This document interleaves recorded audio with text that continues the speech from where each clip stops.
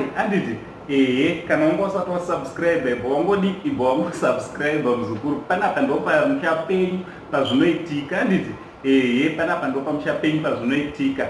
So ndisanda kuratidzai JP wandauya naye ndoda kuti mumboonawo maphotos ari kutrenda evana vechikoro. Pane photo rinoi right, vana vechikoro munotawo kudii nezvatakuitirwa nevana vedu vazukuru, munotawo kudii nemaphotos amuri kuona evana vechikoro.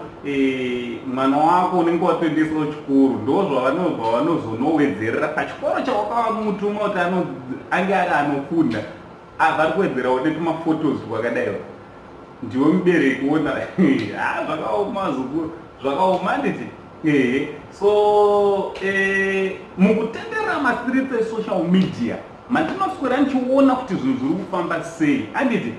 Sasekuru vevanhu only Zimbabwean uncle pabva paitawo mumwe muchinda is an artist handiti, anoita zvekudhirowa handiti.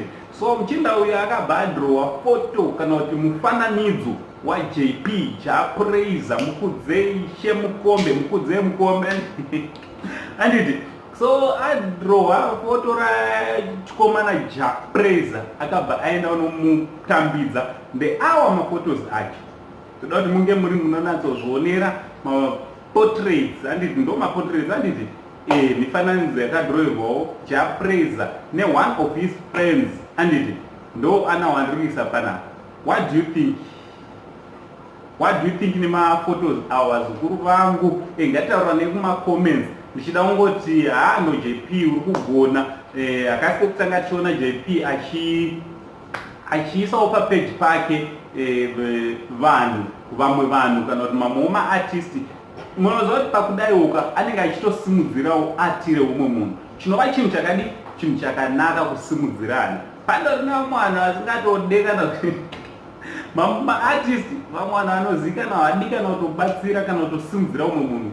Because anoziva kuti akatotaura, infact akatotaura zita reumwe munhu zvinotoita kuti munhu iyeyo azikanwa handiti yekutomumaketa ikoko.